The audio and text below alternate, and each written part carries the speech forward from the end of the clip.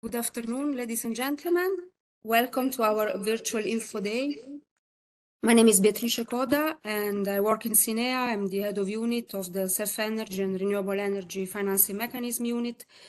And together with my colleagues of CINEA here, I would like to open the Info Day for the second call for proposal on cross-border renewable energy projects, works and studies, a CEF Energy call, following the publication of the new cross-border renewable energy list in September.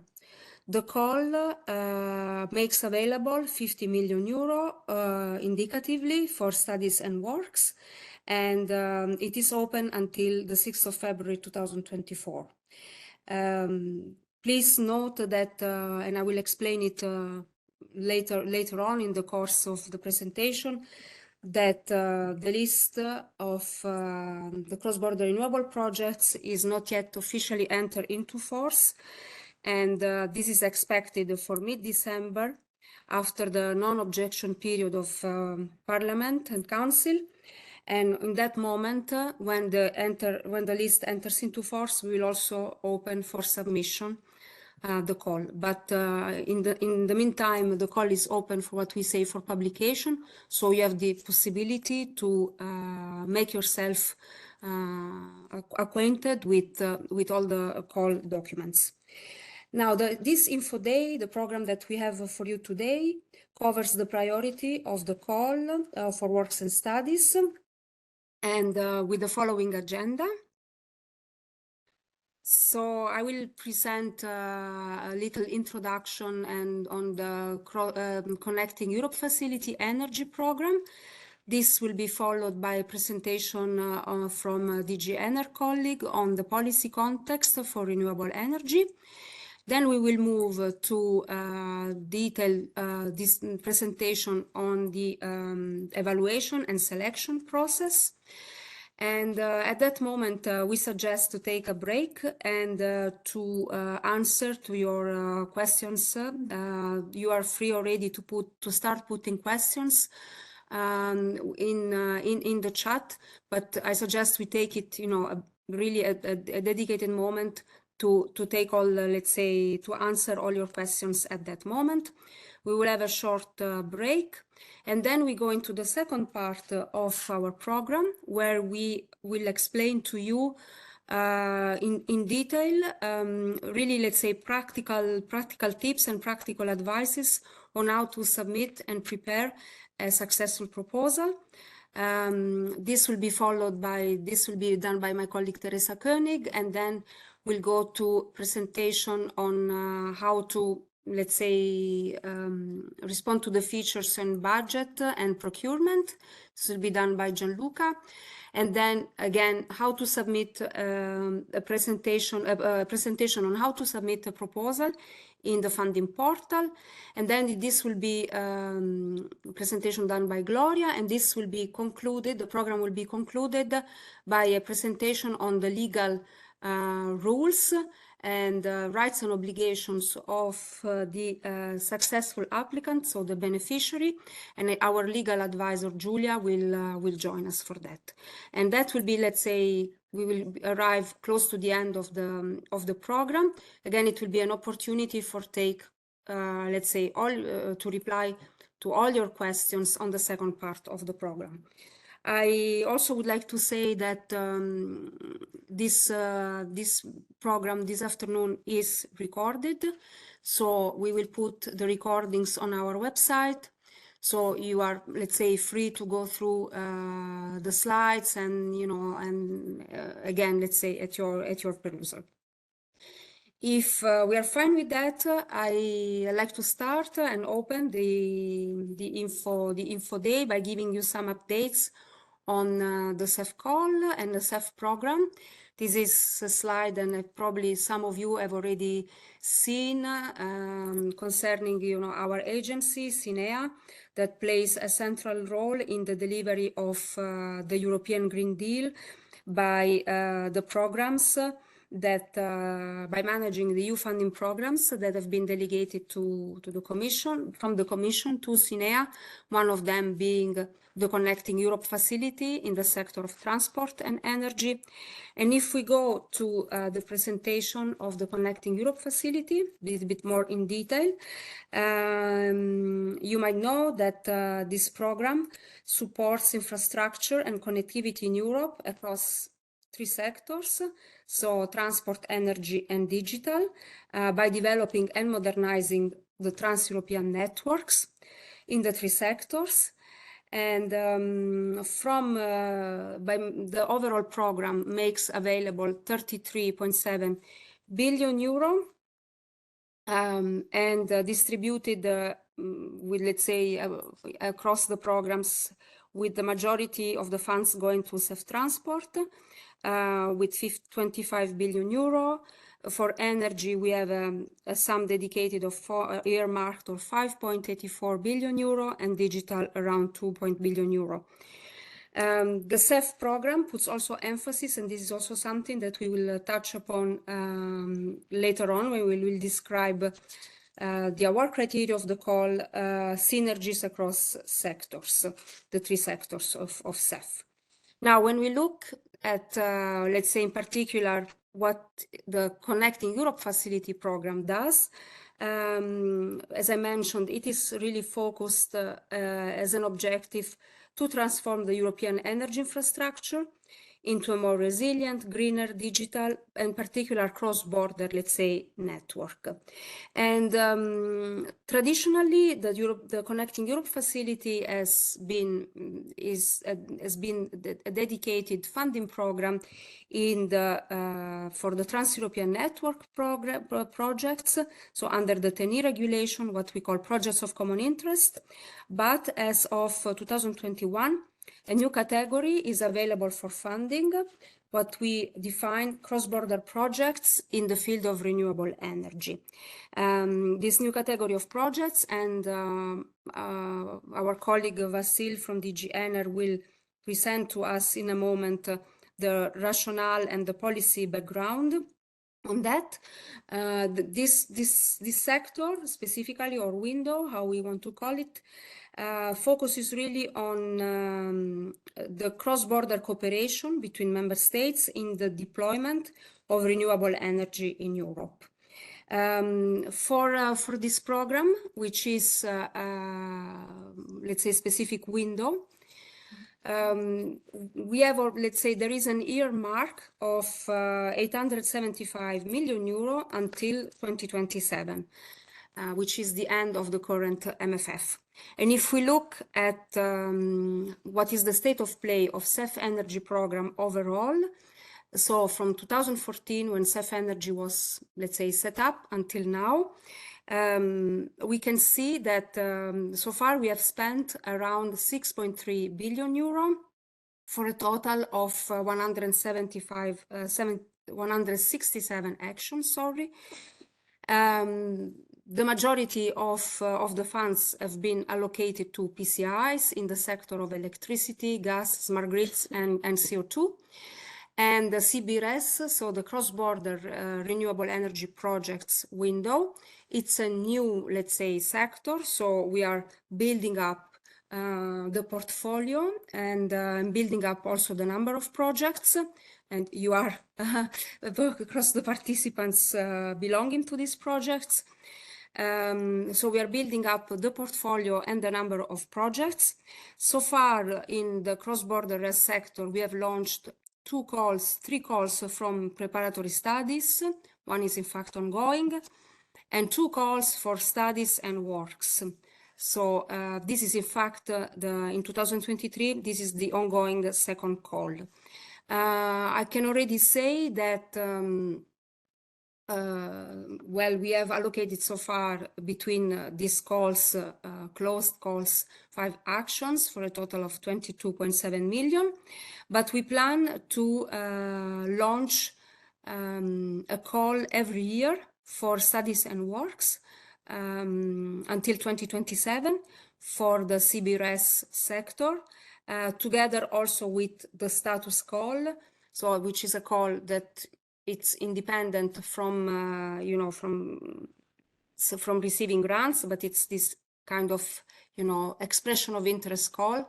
And once this project receive this status, they are eligible for CEF funding for works and studies.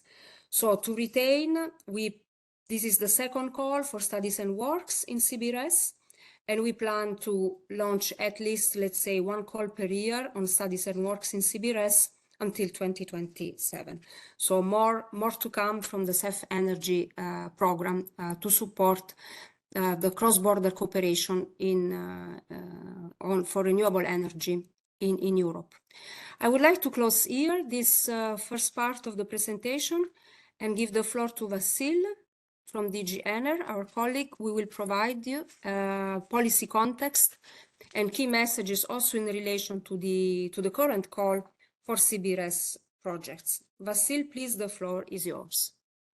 Thank you very much, Beatrice. Good afternoon, colleagues. My name is Vasil, and I will quickly give you an overview of what is the policy context currently for energy and what is the role of the cross-border renewable energy projects which you are deploying in this context. With the first slide, I would like to give a timeline of where do we stand now. So the key date that happened in this year was that the Renewable Energy Directive was adopted. It was adopted in October. Provisional agreement was received in March.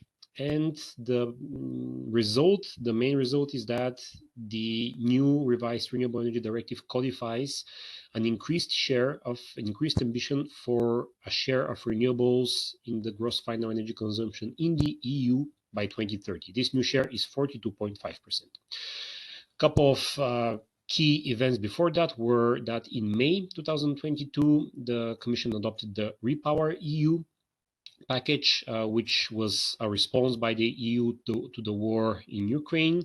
And one of the actions foreseen in this Repower EU action plan was a proposal by the Commission to increase the ambition for renewables. And this proposal later on was adopted this year. Before that, in 2021, we had the Fit for 55 proposal, which set out as headline target for greenhouse gas emission reductions of minus 55% by 2030. And before that, we have the overarching ambition of the European Green Deal already in 2019. With the next slide, having this timeline in mind, I would like to point at the role of renewables in particular. So as I said, now it's official. As of 20th of November, the revised Renewable Energy Directive will officially be in force with its new headline target of 42.5%, which effectively means almost doubling the capacity of renewables compared to what we have in place now. In addition to the headline target and to the ambition that the directive puts forward, we have also new rules which aim at streamlining of permitting procedures, and also some other rules which strengthen the renewables across sectors.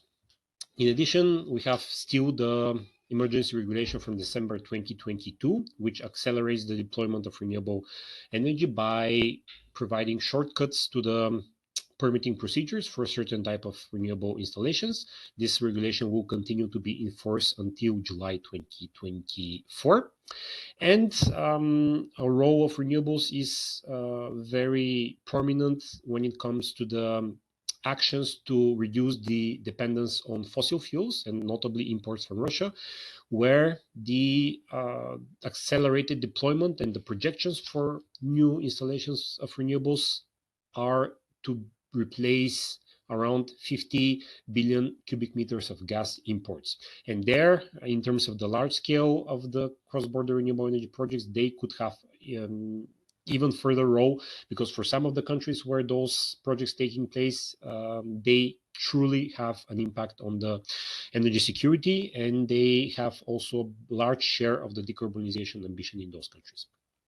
In the next slide, I would like to mention the objectives of the cross-border renewable energy projects and how they are aligned with the EU objectives. So the main purpose and the main goal of the cross-border renewable energy projects are to contribute to the EU target achievement in cost-efficient manner.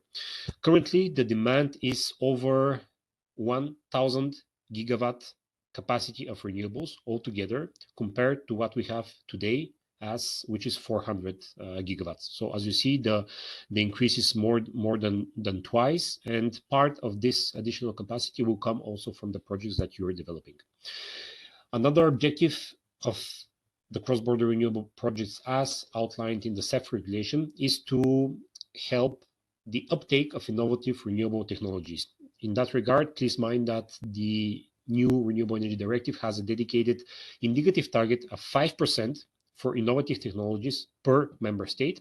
And some of the examples of the cross-border projects that we have in the list are deploying in particular innovative solutions, so they can contribute also to that target.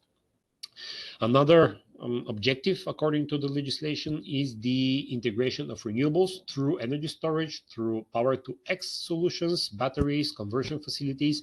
We have such examples also in the list. Therefore, that's also another way by which cross-border projects contribute to the EU objectives. And lastly, all of the projects that we have now are contributing to decarbonization and therefore adding to the efforts for the long-term EU vision for climate neutrality. Next slide. Some key policies to be reflected in the current call. As with the previous examples, here we're talking about focus on renewable generation. So your projects, the fact that they have obtained the status means that they already comply with this, but please keep in mind that here in this call, again, we put the priority on renewable generation. And as I said, the main focus and the main policy objective is to roll out renewables as fast as possible by 2030. And that's why we are also most interested into the renewables parts of your projects. This means that we will, by the rules of the call, make a difference between the renewables component, which means this part of the project which is dedicated to generation of renewable electricity or other renewable energy in terms of heating and cooling, for example, and non-renewables components, which are the additional components that either help the integration of this renewable energy or the storage or the conversion of it. When it comes to studies, how do we set out this differentiation? Basically, when it comes to studies, we don't draw a strict line because we realize that for value chain projects, which is the case for many of your projects, it doesn't make sense that in the study research and examination is carried out only for one component, and this would artificially split the project. Therefore, renewables and non-renewables components are treated equally for applications for studies. When it comes to applications for works, however, there the call explicitly gives priority to renewables components. This means that projects applying for construction of this part of the total project, which is going to produce renewable electricity, will have priority, and those non-renewables components which meet the requirements of Article 7 of the CEF regulation and Article 3 of the delegated regulation, which is specific for cross-border renewable energy projects. Those projects could be also supported if there is funding left over from the renewable components which will have priority. So there will be a ladder approach whereby first, by priority, we're going to disburse the budget dedicated for the components which generate electricity, and if there is a leftover, and if the non-renewables components are meeting the requirements of the legislation, they could also be selected as successful applications, which will then be awarded with grants.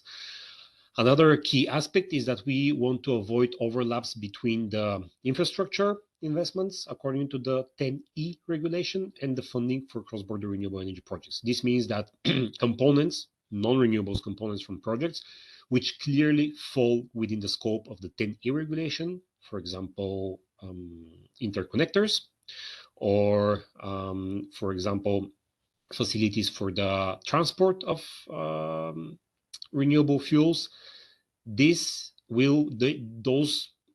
components will be excluded simply because they fall within the remit of another legislative act and not of the CEF regulation, which deals with the cross-border renewable energy projects.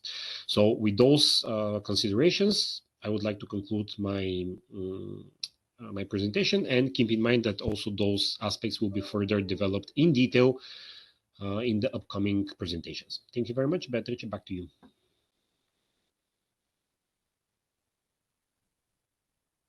Okay.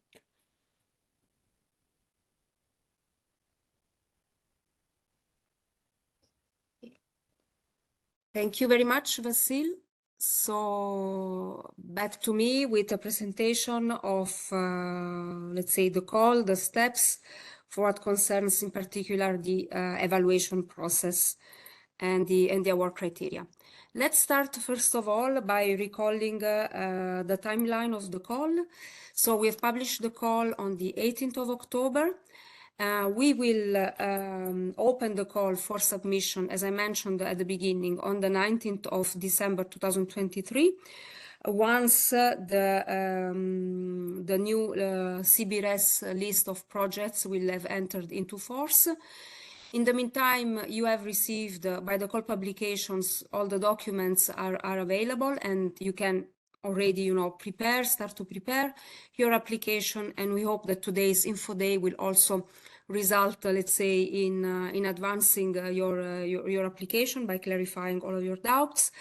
The call deadline will be on the 6th of February 2024. I like to mention here that the current call text, which we have in the funding portal, foresees an end date of the 23rd of January. Sorry for this. This will be updated. So rest reassured that we aim, let's say, to have a longer duration of the call, so by the 6th of February. After the deadline, we will, CINEA and the Commission will work on the evaluation, with the idea that we will finalize that and consult the CEF Coordination Committee of Member States approximately around next May 2024.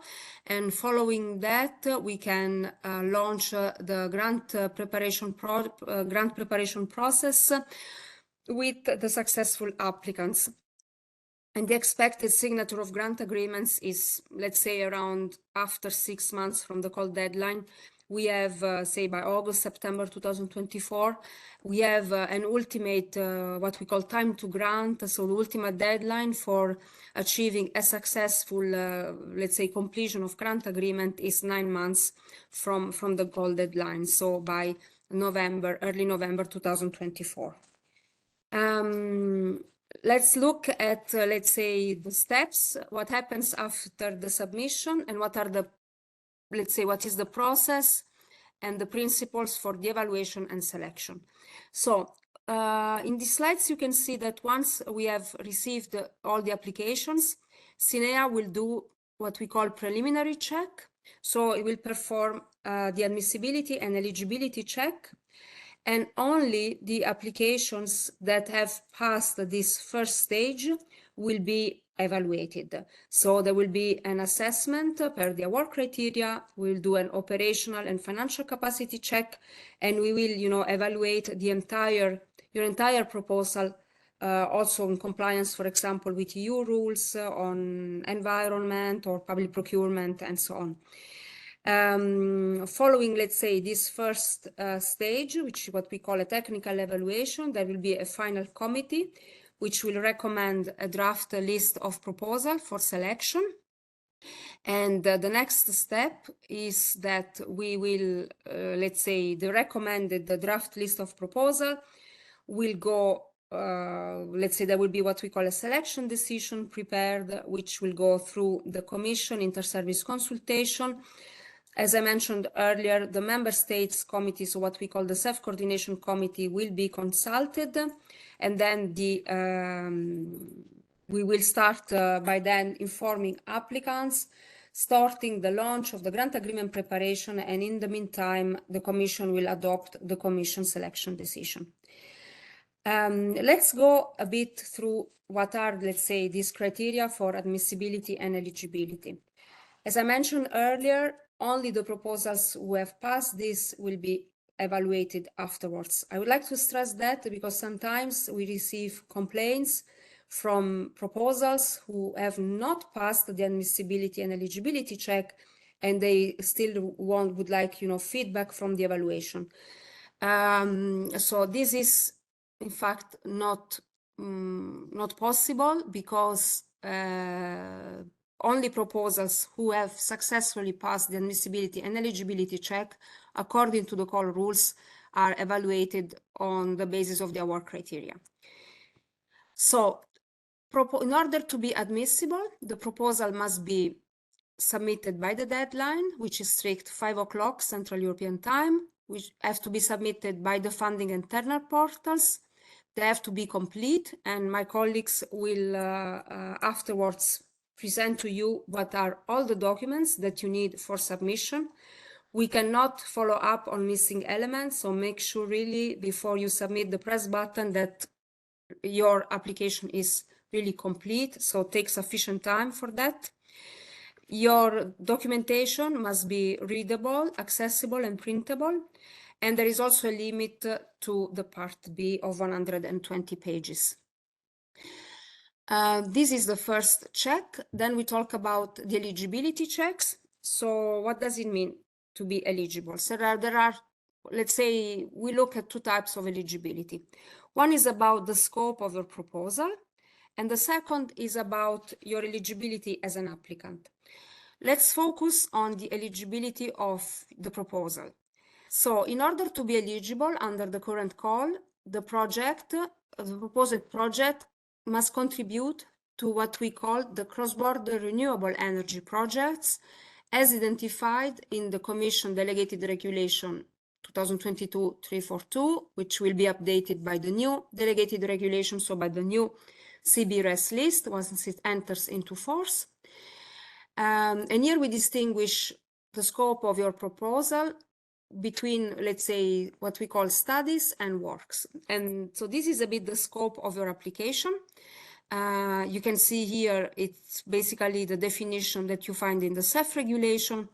So studies are generally preparatory activities to prepare the CBRS project implementation, while works, they really relate, if I can, make a blunt distinction, to the construction part of the CBRS project, and bringing it to completion and launching it and making it operational. Now here, for this current call, we have also opened a bit studies to what we call pilot. So generally, we should emphasize that CEF Energy is not a program for financing technological development, but in justified cases for this call, studies in the sense of preparatory activities can also include pilot projects, such as pilot plants. But these pilot projects should be already, let's say, at a certain level of technology readiness level, so between 7 and 8. And they should, however, be strictly related to the eligible components of the CBRS project. So here you have an opening if you are interested also to make tests, for example, on pilot plants. They could be considered eligible under studies. Now, in the next slide, perhaps also want to clarify some definition and nomenclature, because we talk a lot about projects, a lot about action, CBRS project, and so on. So here, when we use the term project and action a bit, without making bit distinction. But when we talk about the CBRS project, it's really, the big project. It's what we have in the CBRS list. So it's really the broader picture of your project, from the RES components to the non-RES components. While when we talk about project or action, we talk about really what is your proposed activity for CEF. And the CEF action should be, let's say, a part of the puzzle that you have to compose to make your CBRS project, bring to completion. So still on the scope of the action and in eligibility, and this is also to touch upon what Vasil already mentioned in this presentation. The scope of an action in the context of the CBRS project can relate both to the RES generation aspect onto the non-RES component, provided that they comply with the Article 3 of the DA. Or it can relate to both the RES generation and the non-RES, the RES generation components and the non-RES components. So working, let's say, on the integration between the two. And as Vasil already said, for studies, you can focus on both of them, let's say, and you can also focus on the integration. If you can also justify that, by capturing the study on both type of components, that is, also achieving some effectiveness in your proposal. Some examples here of the scope of studies relate, and these are examples, but just to illustrate, they relate to feasibility studies, for example, aiming at collecting the data needed to choose the best RES technology. There could be already a bit more advanced studies in the sense of technical studies, like FEED studies, for example, or all the technical studies that you need to arrive until the construction permits for both RES and non-RES components. That could be environmental studies for the entire project or part of it. There could be on-site studies, so what we call studies with physical intervention. So for example, seabed studies or others. If we look instead at the scope of the works, the works can focus on the RES components, but can also focus on the other components which are non-RES. It can be, for example, the transmission facilities necessary to connect the RES components. It can be storage or conversion facilities necessary, let's say, for the RES component. But here is what Vasil already said, and we will recall it for another time when we discuss the award criteria. Then let's say you will have to justify if it is a proposal for works, that if you want to focus on the non-RES components as well, we will also looking for a justification of the impact of the non-RES component to the RES component. So let's say, why are you working on the non-RES component and what is the impact on it, for example, in terms of accelerating the implementation, also of the RES component, because it's an integral part and you need first, I'm just, making examples here. You could justify, for example, in the case that your transmission facilities are necessary to cover also the RES component and therefore they have a direct impact. So in the context of prioritizing under works the RES generation part, you can of course still apply for non-RES, but we would like you to justify the direct impact of these additional components to the main, let's say, RES component. So I hope I was clear on that. This part closes the eligibility in terms of the scope of your proposal. Let's look now at the second checks on eligibility, so what concerns the applicants. So applicants, in order to be eligible to the call, they must be legal entities, public or private bodies, and they must be established in one of the eligible countries, which are EU member states or non-EU countries. And non-EU countries here are listed, the EEA countries and countries associated to CEF, which are in this case countries which have associated themselves to the Connect Euro facility are Ukraine and Moldova. There are no other countries that have this association agreement with CEF. I mentioned at the beginning that we also look before let's say we can consider a successful evaluation, we also look at operational capacity and financial capacity. So operational capacity means that we will check during the evaluation that, let's say, the applicants, they have the know-how, the qualifications and resources to implement the project. And for that, we will look, and my colleagues will go through the documents with you in the second part of the program today at application form B and the applicant's activity reports. There are exemptions to that, so member states, organization, public bodies, certified TSOs, and international organizations are exempted from this check. We also look at this in the context of the award criteria quality. The other check concerns the financial capacity. So on one side, we look if you are qualified enough to successfully implement the project.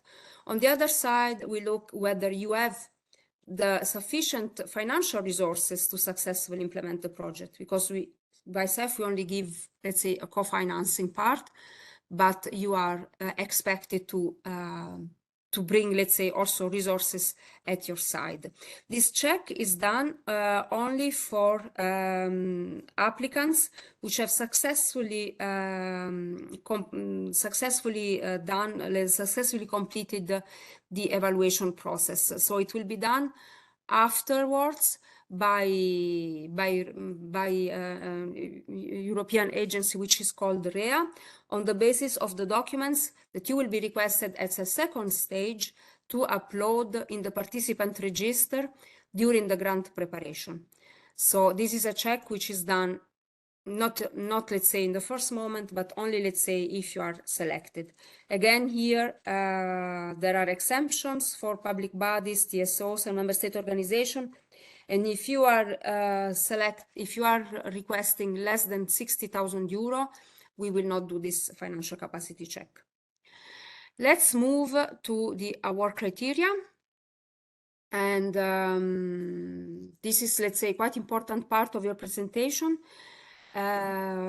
because this reflects what type of information regarding your proposal we will ask you, let's say, to present to us, to prepare in the specific templates, because on the basis of this information, your proposal will be assessed, and against the so-called 5 award criteria, it will be assessed on a qualitative way, and it will be assessed also on a quantitative way. So there will be, let's say, a score which will be given to each award criterion from a 0 to 5, and you need to have a minimum of 3 on each award criterion in order to be selected. So there is a minimum of 15 and a maximum of 25. And so again, pay specific attention to it. So the first award criterion concerns the priority and urgency of the action, so of your proposed activities. So here, when you will fill the related forms, you will have to demonstrate how, let's say, what you are proposing in your proposed activities will contribute to the sectoral policy objectives, and in particular, how this is in alignment with the 2030 climate and energy targets, and in particular, in specific case of CBRES, of course, to the RES target. So you should also explain the advantage of an action taken at EU level compared to a national level. I mentioned at the beginning that synergetic elements, so synergies, also plays a role in the evaluation. So if applicable, if your proposed activities, they have synergies with other sectors, like transport, for example, you should be able to explain this, and in particular, demonstrate how these synergies significantly improve the socioeconomic, climate, or environmental benefits of the envisaged cross-border projects. An important point of attention here concerns the works. So, and this is what Vasil mentioned in his presentation. So, as in the call, we would like to give priority to the RES generation component. All other things being equal, proposal for works which relate to renewables generation component will be given priority to those who deal with non-RES components through this award criterion. So all other things being equal, the proposals that deal with RES generation component will receive, let's say, a proportionally higher mark under this award criterion in comparison to the non-RES, those who deal only with non-RES component. We still have other award criterion that we look. One very important one is also the maturity of the project.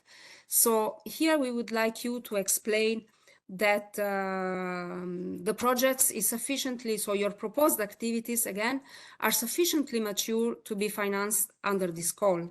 So you should come to your proposal should be mature in order to start, let's say, as soon as possible, and that the proposed activity should be carried out without delay. So here we will look, for example, very indicatively for studies for projects that are, about to start or to start really in a few months' time. For works, I think we know that works are much more complex. They require more, let's say, important preparatory steps. So for works, we are a little bit flexible on the starting date. We can allow a bit more time, even more than 1 year. But again, in this case and in all cases, you should demonstrate that, let's say, all the preparatory steps have been already carried out, that what you're proposing can be carried out without delay, and that all is in place, so there are no pending legal, administrative, or technical issues like procurement, permits. You should really, demonstrate a high level, let's say, of preparation for works to, for example, in order, let's say, to apply for this specific call. If that is not the case, we will ask you really to reflect whether, let's say, your proposal is mature enough and whether it wouldn't be better, let's say, to apply maybe for a future call. So this is a bit your assessment, but we will really like, projects, studies, or works to be ready, let's say, really to start as soon as possible. One element also in the maturity is that because we're talking of CBRS, we'd also like to ask you for information on cooperation mechanism. So what is the status of it, given that it plays, significant role in CBRS projects. Now, for what concerns quality is, let's say, kind of classical. I always like to call it like this, a classical award criterion.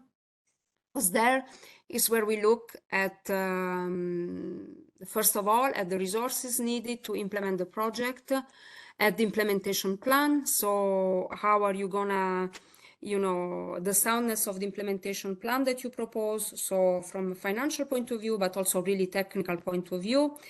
The architecture and the design approach, the organizational structure, how you're going to cooperate between applicants, and last but not least, a very important one is risk analysis.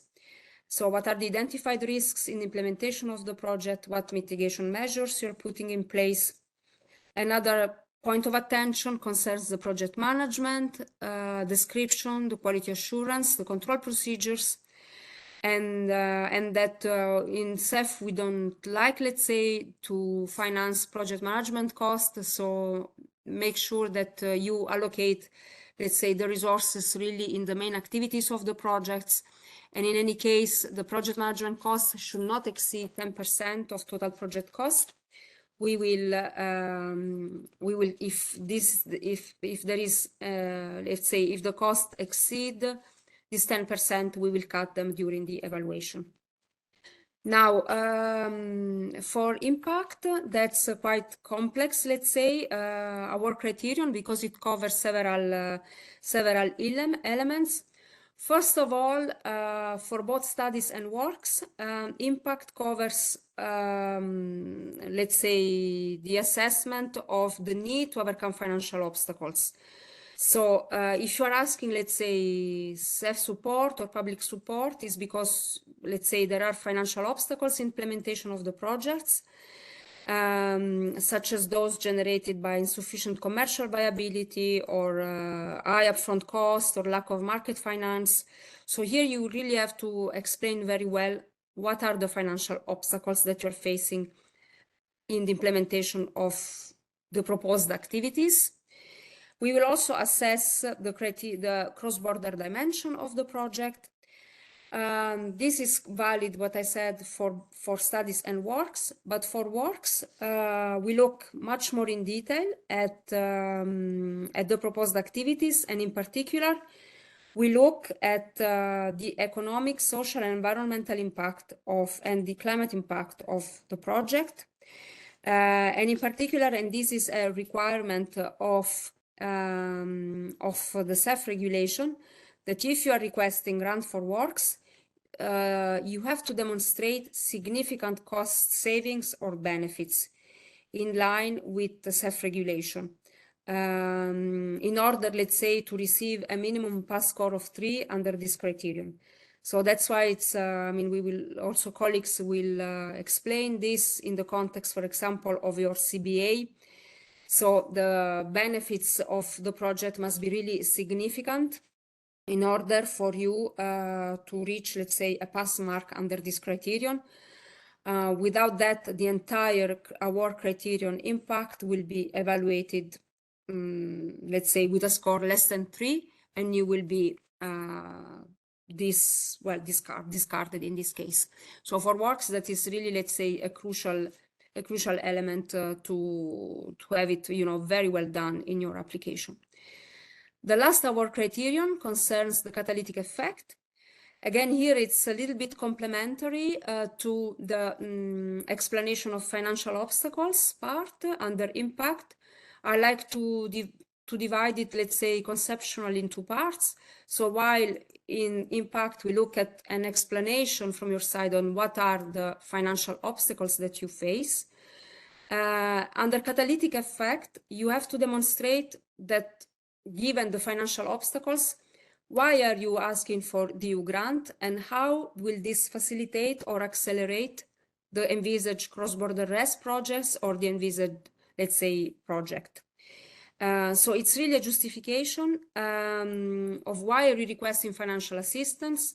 And let me say also that you should be the case why other, let's say, financing or funding sources are not, for example, appropriate to cover, let's say, the financing gap of your project. That you should really clearly identify, and in particular for works, it's a very important element, and my colleagues will go through that. So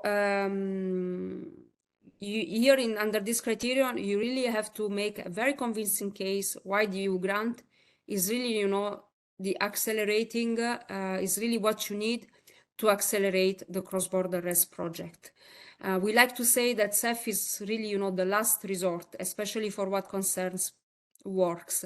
So make sure that you are really demonstrating very effectively that you have tried other funding sources, that you have tried to cover the financing gap by other means, and that CEF is one part of the picture, if not really, let's say, your last resort.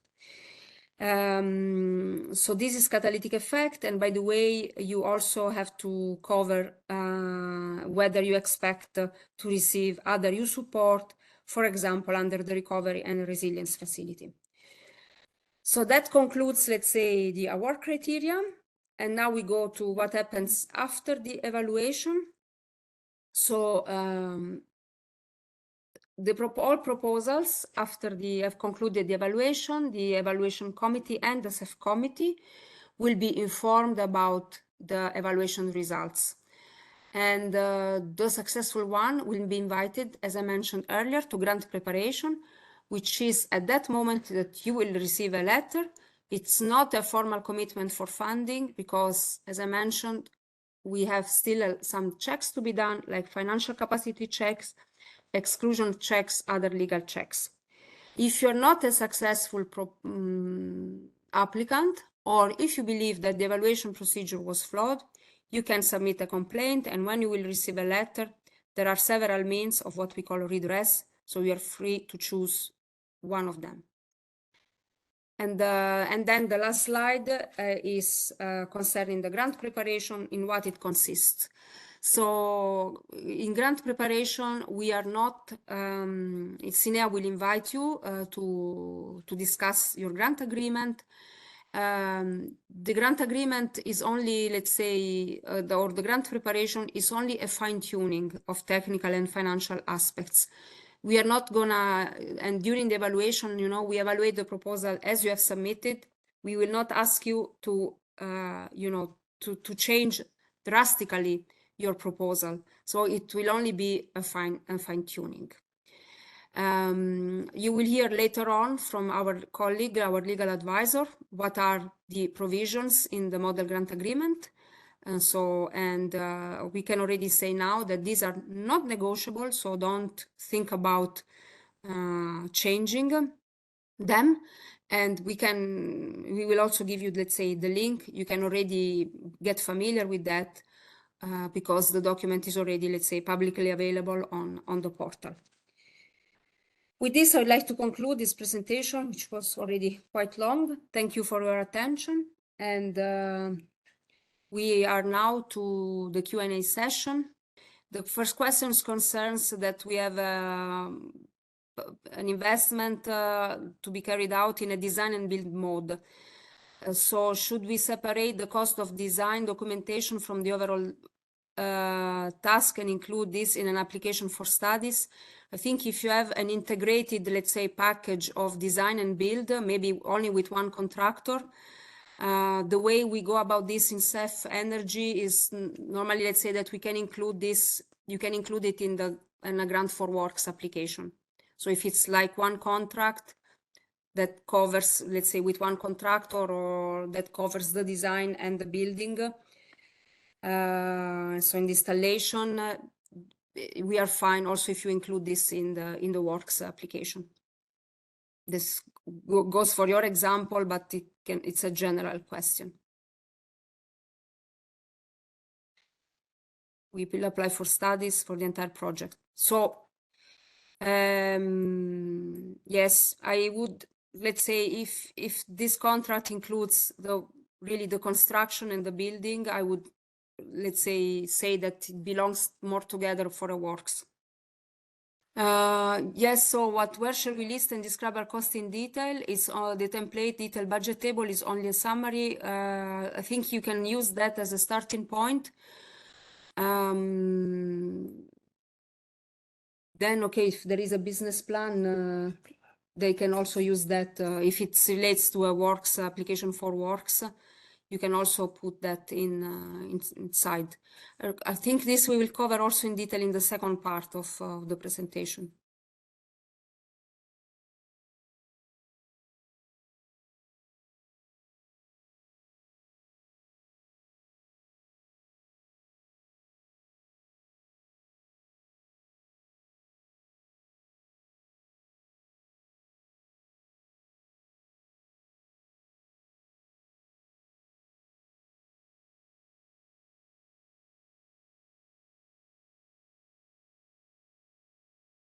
So the question is, if can we sign a contract with a general contractor before signing the grant agreement with CINEA? Yes, absolutely. You can sign the contract.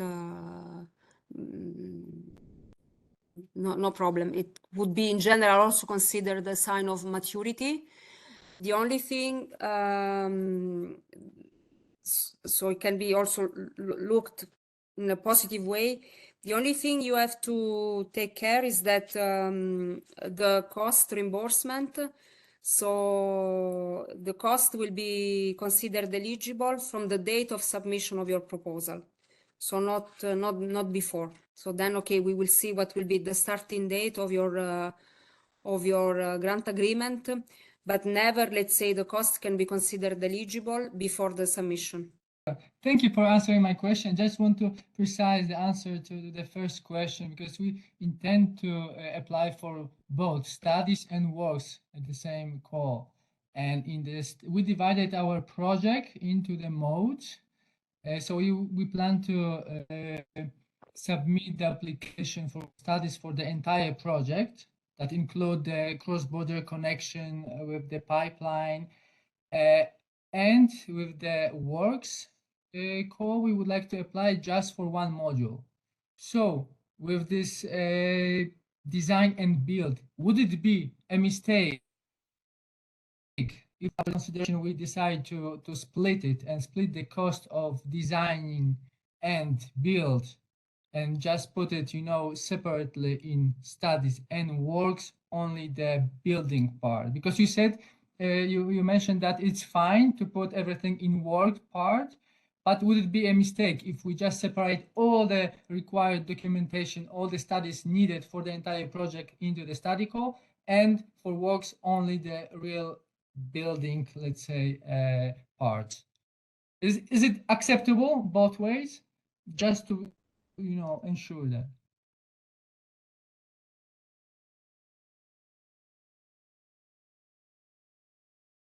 Look, as I said, it is your responsibility to do the application. So what you say, from what you say, I think there is no mistake. If you want to divide the cost for studies, so the design and then in the studies and then the cost for the building in the works, in principle, let's say it's fine. When we have one contract, typically when we have one contractor, we have other projects that go for this solution that you call design and build. I think there might be also other definition for that. We can also accept that. So let's say that they're integrating, looking at, the engineering, the procurement, and then we can also accept it in the works altogether because we understand that it's one package, let's say. But it's also not wrong if you want to distinguish the cost for the design and the studies and the cost of the building for the works. It's not what we are used to see, but it's not wrong. Okay, thank you very much. Okay, hello. Hello, can you hear me?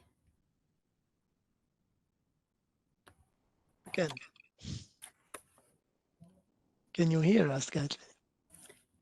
Yes, I hear you. Okay, Yes, go ahead. I hear you. Do you hear me again?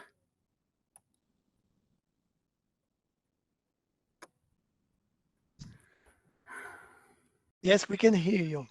Okay, I have some questions, but I would like to raise.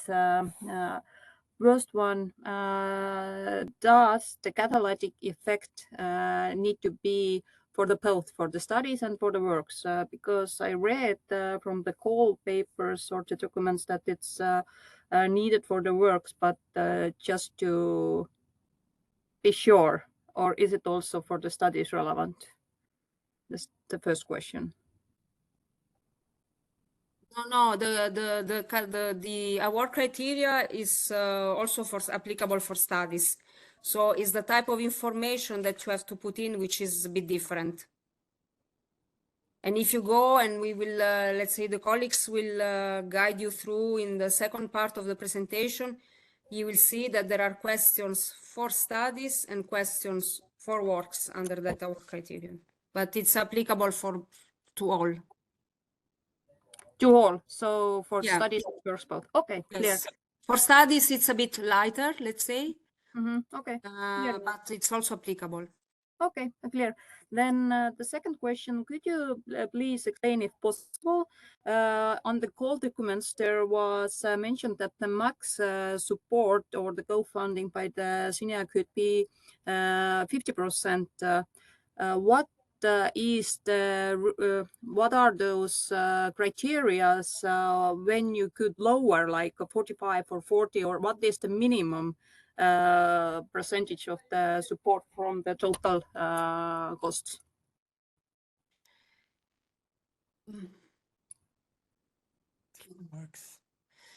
Yes, so generally, let's say for studies, the criterion is that we give 50% of the costs.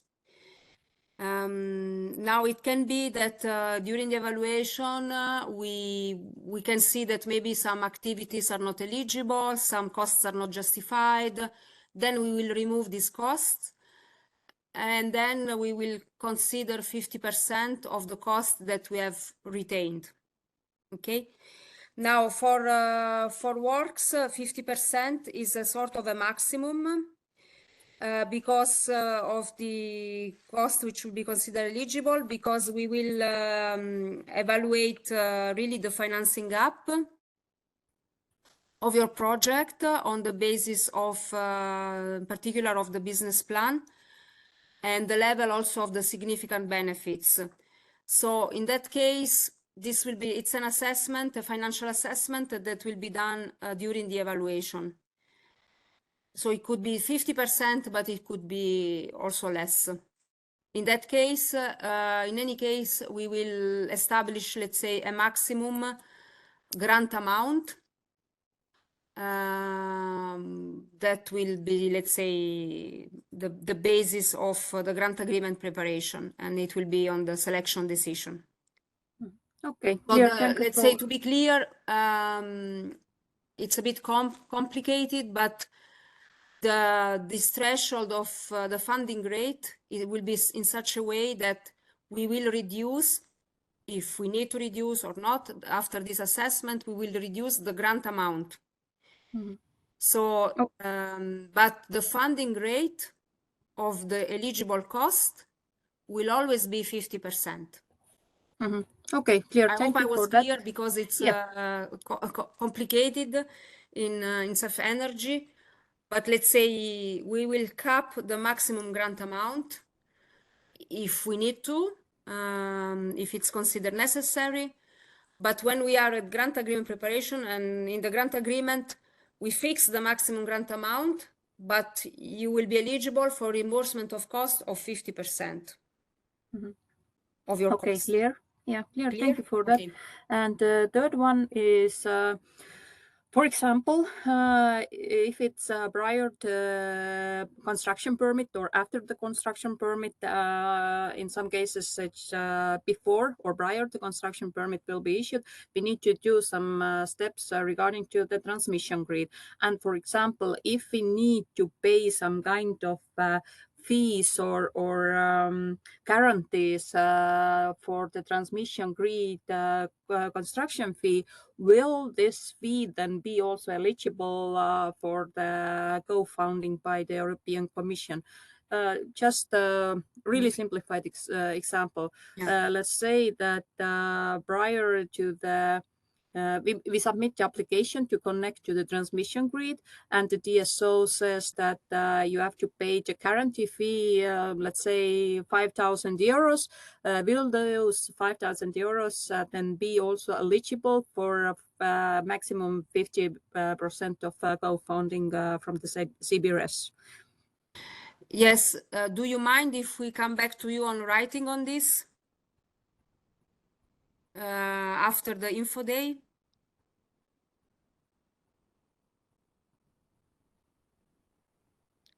So the reply is that we will come back to you or to everybody in writing with this to reply to this question.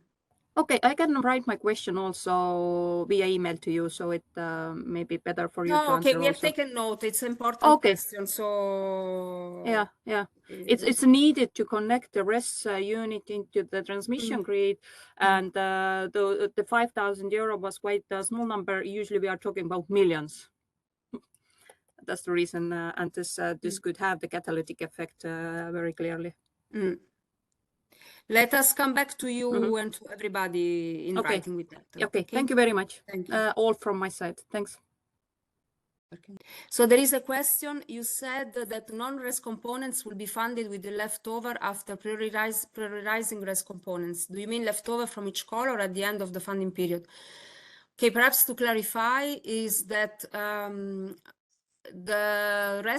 non-RES component, if a proposal is focusing on non-RES components, considering all the other things being equal, this proposal will be scored less under priority and urgency. So this relates to this particular call. But we will also look at other, as I mentioned, there are other award criteria to be assessed. So, but the fact of distinguishing in grants for works between RES components and non-RES components would be looked at when we assess the priority and urgency criterion. So I hope I clarified. Although you mentioned that non-RES components will be considered as the lowest priority, and you proceed to explain on same transmission works can be still explained and classified. Yes, so the idea is that this part of, so is what I mentioned in my previous reply. So we will look at this in the works non-res component part.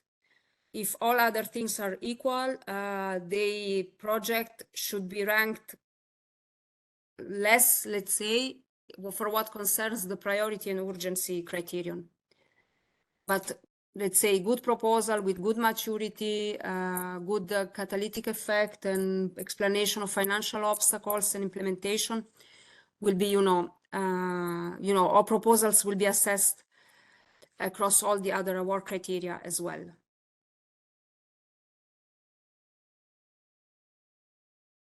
So do we need to name subcontractors already in the application? Well, if you have already subcontractors in place, I think you can already mention this in the table. There are specific tables.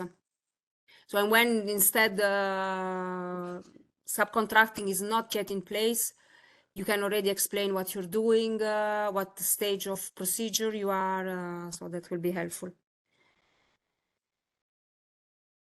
Concerning maturity of the cooperation mechanism, you said we could list bilateral meetings between member states ministries and involving the project. Yes, no? Yes, this you could mention. So to be on time with implementation of the project, is it possible to standard tender procedure before the submission of application without violating the principle of incentive effect? Assuring that the tender documentation stipulates the conditionality of the contract. The condition for implementation will be the signing of the grant agreement with CINEA. That is, there will be the possibility of withdrawal from it in case of not obtaining the grant. Well, this depends a bit on your procurement, rules and strategy and policy. But it's a little bit left up to you how you want to do it. I think we have seen projects in the past which started the procurement procedure and submitted the application. Others, they really wanted to wait for the grant agreement to be signed before they started the procurement. Because they wanted to be absolutely sure about the financing and put it, even put it in the official journal for the procurement process. So it's really, I think, your take based on your procurement policy. But I would say that in principle, it is possible to start the tender procedure and you can explain what your policy is. So it will not be violating the incentive effect, provided that it's all well explained and it makes sense and it's clear.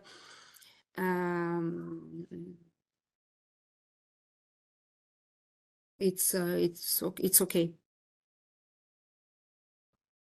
But then let's say it's up to you to define your specific rules with the contractor.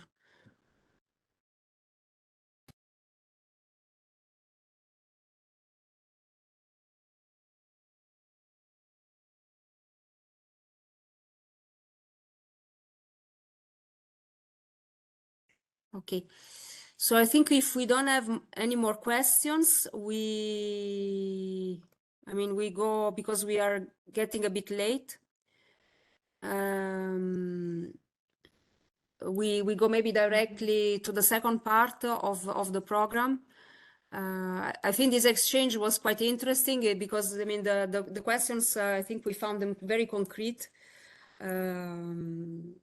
So that's nice. It means that there are already quite a lot of very concrete ideas and work behind. So very good.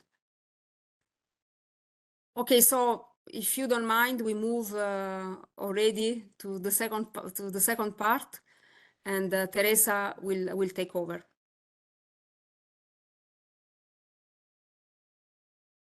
Indeed, good afternoon from my side, and I will, in my presentation, focusing on the topic of drafting a very good proposal. Here's the topics we are going to cover. That's for one, the terminology. A few of them we have already touched upon, the quality of the proposal, and then the applicant's checklist. Indeed. So as Beatrice has already explained, project and action are used in a synonymous way in the CEF regulation, but indeed in your proposal, make it really clear when you're talking about your overall CBRS project and when you are talking about the proposed action here that you are applying for funding. Then a work package is a major subdivision of a project, and we are also going to look into concrete examples later. But for example, a typical work package 1 could be work package on project management, for example. And an important factor is that the work package can run in parallel or be sequential. For example, the work package on project management typically runs for the whole duration of the action. Then we have the tasks. Those as a subdivision of the work packages that you're proposing. Those could be, for example, a task on coordination meeting, task on project monitoring, meeting with member state authorities, drafting cooperation agreement. And what's important here is that in the application form, you should see this column subcontracting, and that's where you're estimating the percentage of subcontracting for each task. But we are getting into more details also later on. Next slide, please.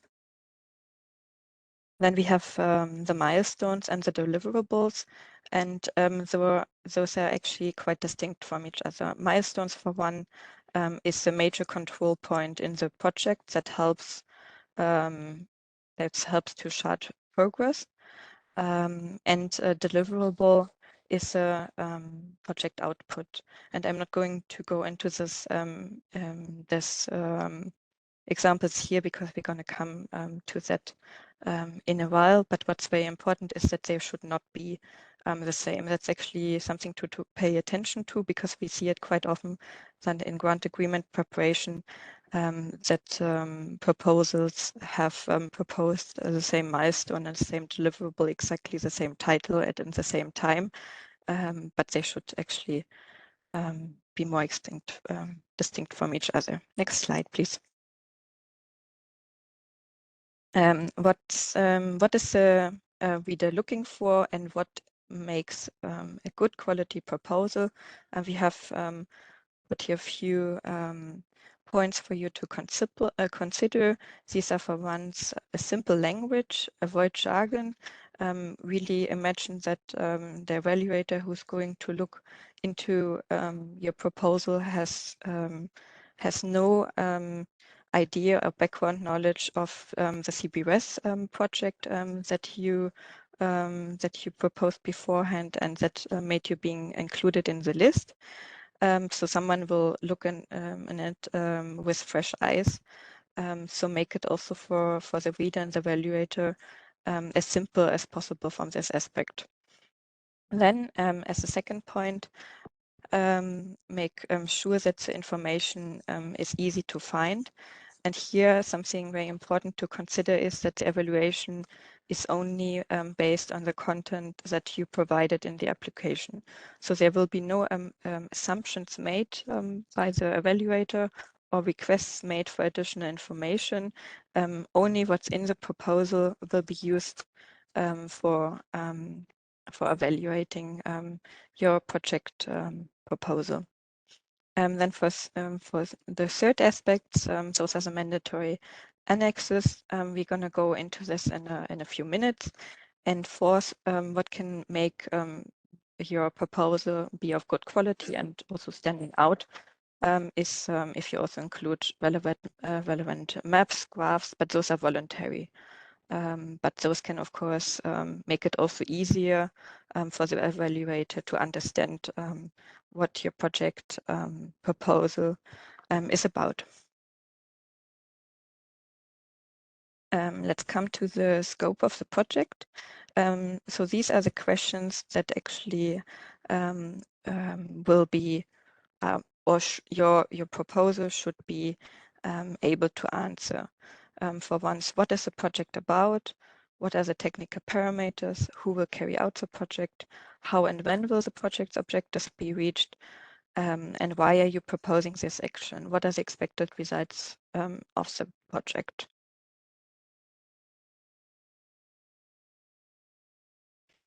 And here we have given you some examples to know what we also mean with the different questions. That could be, for example, that your proposal is about an engineering study, or is, for example, about the construction of a biomass plant.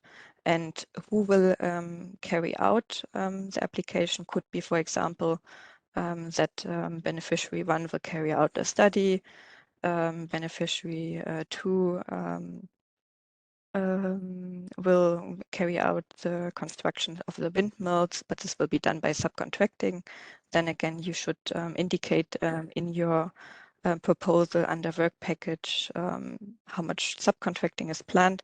And there's also a specific table on subcontracting as part of the proposal. And for the questions how and when, these are answered in the work packages through the tasks that you're proposing, the milestones, and deliverable. And of course, your proposal should also answer to the question, why is this doing? And here, for example, the objective would be a fully functioning WES installation with X megawatt capacity, or the approval of permitting documents, etc. So what's very important is that you clearly explain how the project will contribute to the CBWES project, which was approved and included in the list. And here we have also given you some examples for the work packages, objectives, task milestones, and deliverables.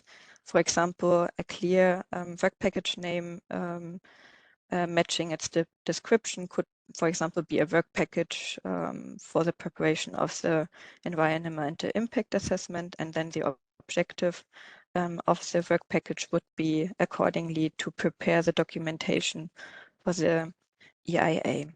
And the task could be then corresponding to this work package, data collection, drafting of legal documents. And if we look into what could be possible milestones or deliverables, milestones could be, for example, a subcontractor selected, and that's basically something that would happen already in the quite in the beginning, or at least that you could imagine quite in the beginning of this possible work package. Another milestone a bit further into the duration of the work package could be, for example, that a first set of EIA documents is ready for signature. And the deliverables are normally in the end of a work package, or in the end of a task.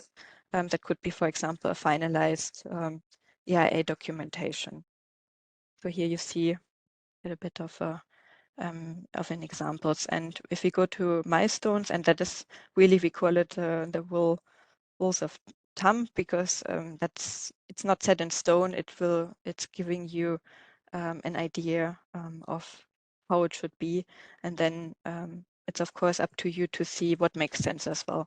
It should not over be burdened by milestones, but should also not be too little milestones. An idea could be at least 2 milestones for each work package, one towards the start and the other one towards the end. And what I've already said before, milestones and deliverables should complement each other. They should not overlap because they have very distinctive tasks, let's say, to do. And a work package that is lasting more than a year should have ideally at least 1 milestone every 12 months. And additional points, the means of verification should be reliable and realistic. Here we have an example as well, for example, for a work package named project management. You could have a milestone towards the start, for example, a kickoff meeting verified by the minutes of the meeting prepared by the beneficiaries. And you could have a milestone towards the end, for example, final coordination meeting, and again, verified by the minutes. Next slide. Here we have another work package where the work package is more than 1 year. The environmental impact assessment, and their milestone could, for example, be in the beginning signature of a contract with a contractor for the environmental assessment. Quite in the middle could be a progress report, and in the end there could be the environmental impact assessment approval. And then the corresponding deliverable would be then, for example, the environmental impact assessment that could be then also, or would need to be handed in as a deliverable to CINEA. So what's very important is that that through your proposal there is a common thread, that you are coherent and consistent, that the objective work package, resource and planning are in themselves coherent and achievable. So what really a point of attention to be made, and what is also something that evaluators would flag, is if they find inconsistencies in the proposal. That, for example, when you put a work package number 1 and it has a different, like when it is a project management work package that normally runs from the beginning to the end, and it has a duration that's different from the duration of your action, then this could be, for example, an inconsistency. Or that that the evaluator would find different dates for work package 2 in your application form and in the Gantt chart. So make really sure that everything that you put into different parts of the application and your proposal, that they all match and have the same dates and follow the same logic.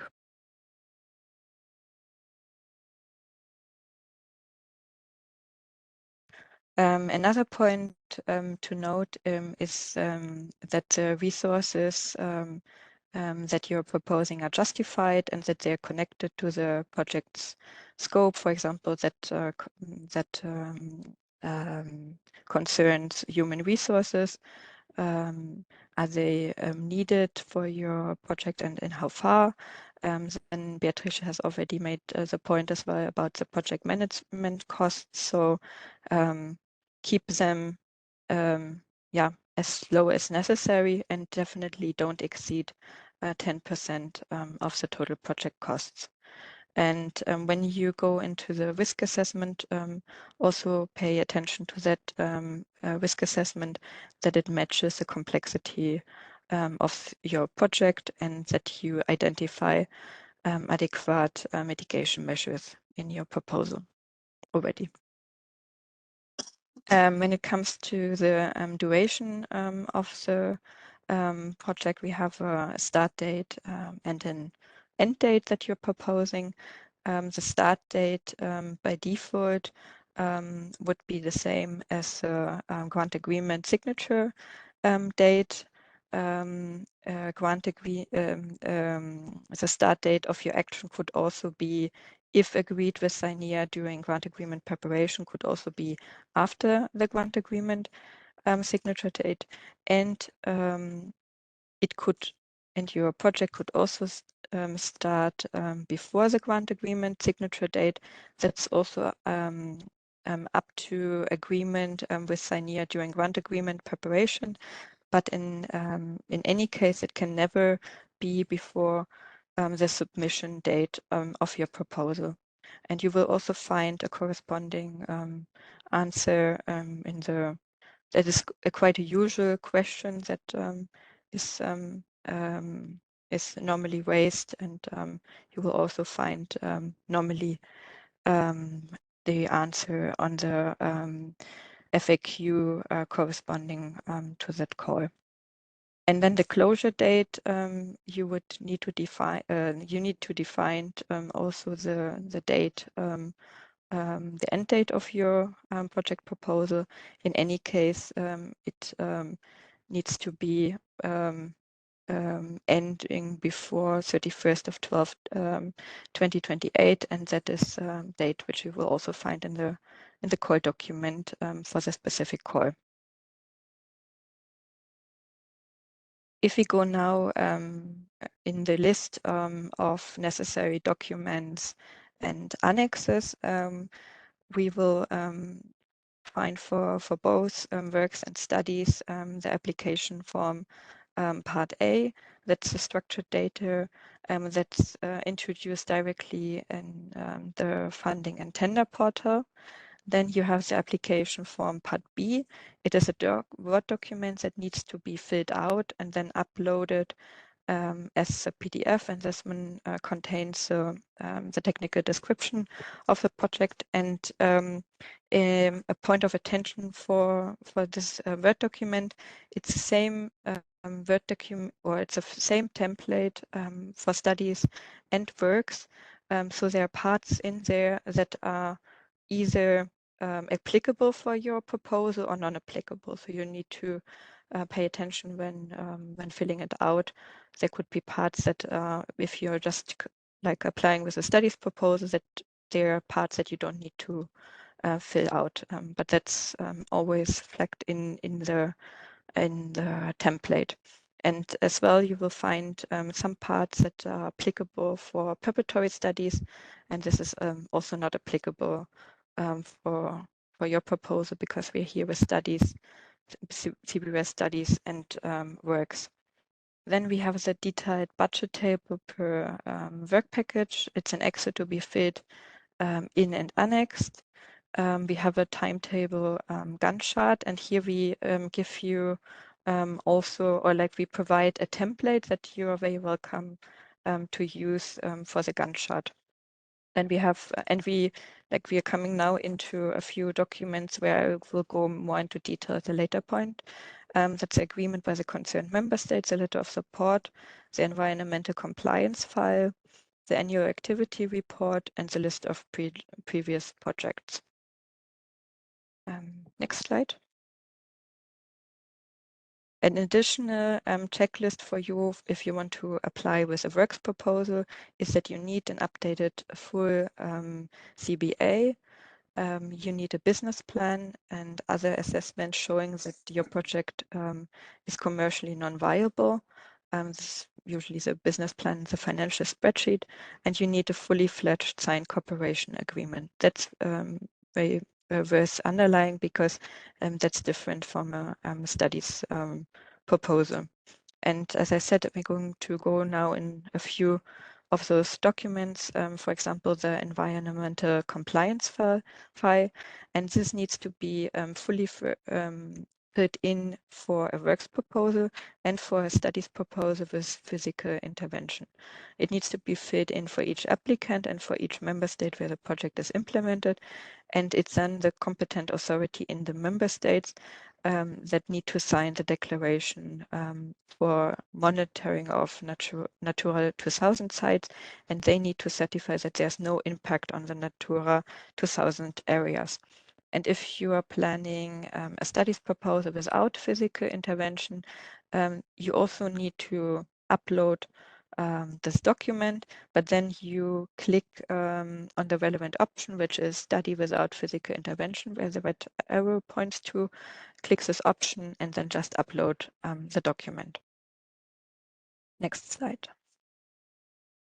The annual activity report, Beatrice has already covered, so I'm not going to go into details here. just to say that this should be a normal regular activity report, which is normally prepared, for example, for a board, for shareholders, for the public, etc. It's not an annual activity report that should be prepared specifically for this proposal. Next slide. This is the agreement by the concerned member state. It's a letter of support. You should be already familiar with this also from your application for CBRS status. So the letter of supports need to be signed by the ministries in charge of implementing the cooperation agreement or the future cooperation agreement. And in that case, the member state concerned is the member state in the territory of which the proposed project is planned to be implemented. Is it a study without physical intervention? Then the member state concerned is the country of the applicant. And I think this option we don't have, so I will skip it here in the explanations. And in the end, let's come to let's short summary and checklist. What do you need to pay attention to? That's for one, the scope. Please check that your proposal fits in the scope for the 2023 work program and the call for proposals. So as we said before, the call document gives lots of very important and relevant information, and also it's comparable to the previous one. There's also changes, so please make sure that you're looking into in this call document from this call, and make sure that your proposal fits into the scope.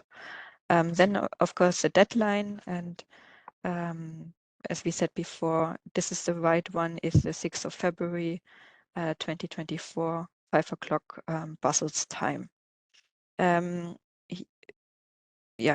No, it's fine. I think it's fine, just to verify that your proposal was correctly submitted and your proposal status is really on submitted. That's very important, because otherwise it's maybe lost in the system and it's not submitted. So make sure that it's on the status submitted. Next slide. Indeed, as I said before, include all sections of the application form, Part A directly in the funding and tenders platform. Then read through, complete and upload application form Part B, which is available as a Word document, and attach all mandatory annexes that I've just named before, depending on if it's studies or works proposal. Next slide, please. And then, I think it's just a reminder for you to proofread your proposal and make really sure that everything that you want to be evaluated on is in the proposal. And as I said, it's very important to set yourself in the position of the evaluator. There's not going to be assumptions made. Someone will not know your proposal when evaluating. So make sure that all information that you consider important for someone to make an assessment are in the proposal. And I think this concludes my my presentation. Thank you very much. Thank you, Teresa. And now we will move on the last part of this info day. The first of which is the budget part, and then we will look at the portal, how to submit your proposal, and then the legal aspect in case you are retained for funding, and how the main provision of the grant agreement. All right, for the budget, basically, it's we touched upon it a little bit before. It's quite simple. There are two aspects. One is the so-called Part A, which is which follow the logic of cost category, and then the Part B that follows the logic of work package. So, in the work package, in the Part A, you'll find the proposal the budgetary table directly in the funding and tender portal. So these are structured information that you need to encode directly in the system, and you will see a table where you will find many cost categories. Here, first disclaimer part or important part to keep in mind is that in the table in the portal you have many budget lines, but not all of them are eligible in this call. So the budget line that are eligible in the call, you'll find it in the call text, and are the ones that are in the slide. All others are in the table, but they are not part or not eligible in this specific call. So pay attention when encoding the cost. It has to be encoded per participant and also affiliated entity if this is the case. So as I said, there are some budget line like indirect costs and financial support of third party that are not eligible in the call, but you will see it in the IT system. So you'll see in the next slide the detailed breakdown. So the personal cost is everything about staff working on the project, being full-time or part-time,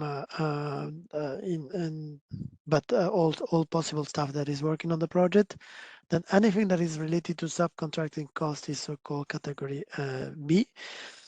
So contract, so normally via public procurement is if you're subject to public procurement rules, but in any case via tender. And I will come back to the main principle to be kept in mind for tenders. And then purchase of costs, so direct purchase of goods, works and services that are needed to carry out the project, but they are not part directly of the project tasks. So travel, for example, is a typical or consumable. These are type of purchase costs that are possibly eligible in the proposal. So in the next slide, you'll see the famous table in the part B. So it's a long table. As you can see, for example, you have financial support to third parties or indirect costs in the table, but these are not eligible costs for this call. So pay attention to that. The other aspect is that the table is completely editable, but typically the funding rate, you can edit it, but it's really fixed at 50%, as we were saying in the first part. So don't encode a different percentage because you might run into a little bit of trouble later on. Now, if we look at the work package table, so it's in the form of an Excel and to be downloaded from the portal and then uploaded in the submission. This part is based on work packages. You can create several work packages as needed. So you need to encode the totals per work package and per applicants and per reporting period. We can go to the next slide and you'll see the various components of the Excel. So basically you have an Excel with several tabs, and in these various tabs you simply go from 1 to 5. There are some automatic tabs basically where you have to encode it's tab 1, 2 and 3, and the rest it's and 4, sorry, and then the fifth tab is it's a more automatic calculation of any inconsistencies between part A and part B. But it's indeed quite simple. You have the totals, as I think Christine was saying in the chat. So you have the totals there per work package and per reporting period. And so if to insert more granular aspects, you have to use either the work package part where you can explain more in the narrative. You can use the subcontractor table list if you already have subcontractor identified, but also if you have if you have already identified what costs go into subcontracting, in terms of category of cost or type of activity, so to say, and then use the budget, the business plan, the financial spreadsheet to go into more granular aspect of the budget. Yeah, you can go to the next one. That's point of attention is to make sure that the two aspects, the so-called part A that is in this portal and the Excel, all the totals, they do match.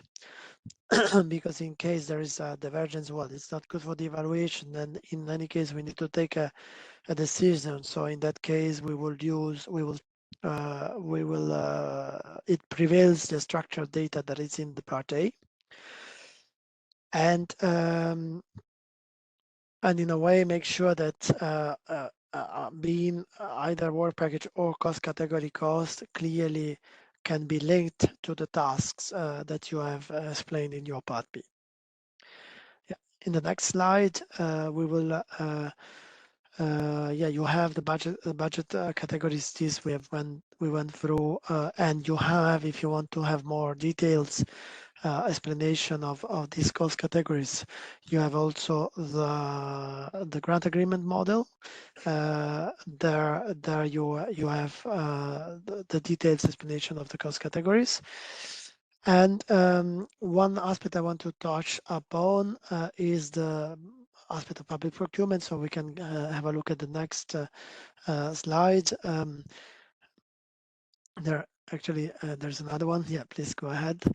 Here you find actually an extraction of the budget lines that are in the cold text. So you will find it back in the cold text. So we can go ahead with the following slide. Yeah. So the public procurement aspects are very important because they are often the source of